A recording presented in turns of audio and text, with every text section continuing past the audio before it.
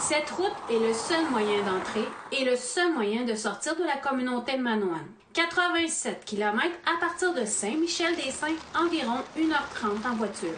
Et bien qu'elle s'appelle Chemin Manoane, les membres de la communauté disent qu'il y a des dangers hors de leur contrôle. C'est pas sécuritaire cette route-là, avec les courbes, avec les pentes, surtout quand il pleut puis qu'il y a le verglas, c'est dangereux. Au niveau de la sécurité des membres de Manoane qui prennent cette route-là, les camions surchargés, c'est inquiétant. Quelquefois, elle est comme ci, complètement noire. Quelquefois, elle est comme ça, avec visibilité réduite en raison de la poussière.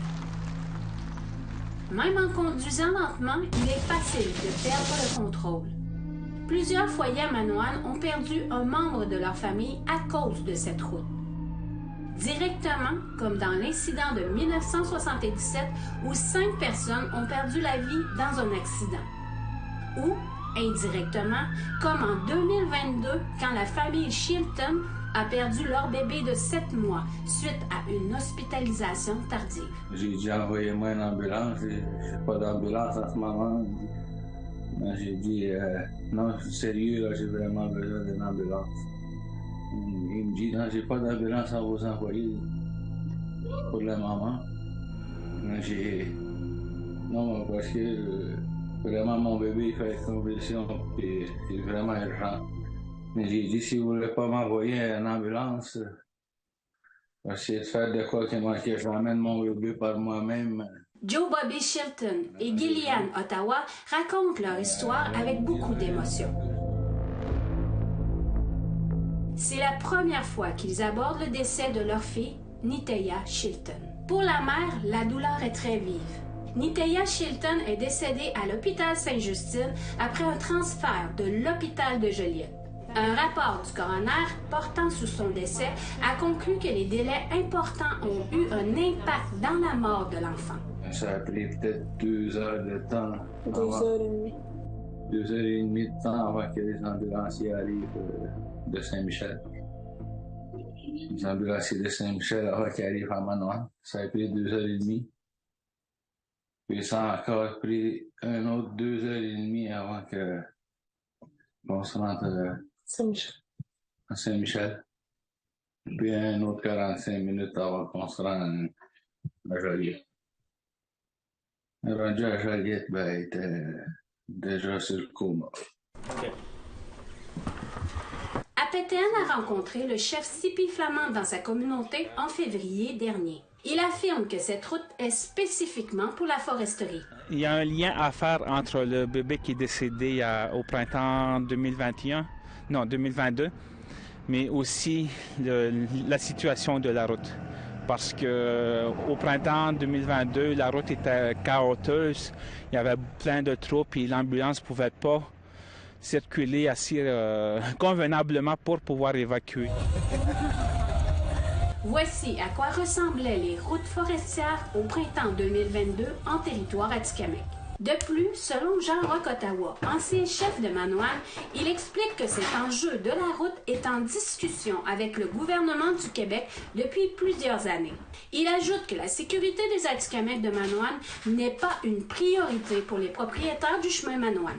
Pour lui, la charge des camions transportant les produits forestiers devrait être plus encadrée. Pour limiter la charge des camions, parce qu'ils sont surchargés, le ministère, il ne veut pas trop déclasser la classification du chemin, parce que l'industrie fait de la pression. Il dit, si vous déclassez le chemin, mon industrie va mourir. Le ministère des Ressources naturelles et des Forêts n'a pas donné suite à la demande d'entrevue d'APTN avant la date limite.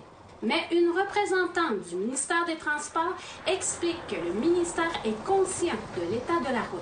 Et un projet de réfection majeure du chemin Manoane est toujours en développement. C'est un chemin dont le ministère des Ressources naturelles et des Forêts est le propriétaire.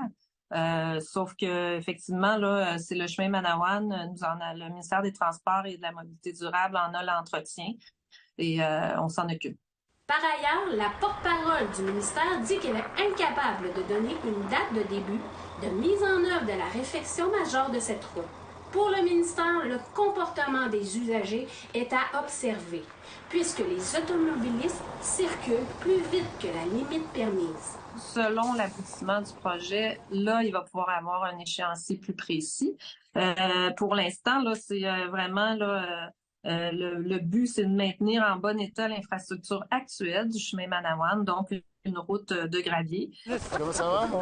Cependant, d'après le ministre responsable des relations avec les Premières Nations et les Inuits, Yann Lafrenière explique que cette route demande une cohabitation entre les usagers. Mais il affirme que les discussions sont en cours pour chercher la solution afin de sécuriser le chemin Manawan, comme peut-être l'asphaltage. Ici, la route, on a déjà confirmé l'argent pour refaire cette route-là. Il y a des tronçons qui sont faites, mais aujourd'hui, je vous le confirme. Là. On dit à la blague, elle est belle. On va dire plutôt qu'elle est moins pire que d'habitude. Pour le chef Tsipi Flamand, la réfection majeure de cette route est un projet à très long terme. Il attend toujours pour la prochaine réunion avec le ministère des Transports prévue en avril. C'est quand même plusieurs années, là, si je comprends bien la juridiction québécoise, mais aussi la juridiction sur la foresterie. Mais pour cette famille Atikamekw, le chemin Manawan a fait une autre victime. Une victime difficile à oublier. Le médecin de Montréal, il avait raison de l'amener en hélicoptère. Il y avait peut-être plus de chances qu'il nous disait de survivre. Pendant ce temps, l'idée de la réfection majeure pour le chemin Manawan demeure une route longue et sinueuse. Chouchane Bacon, Nouvelle nationale d'APTN, Manawan.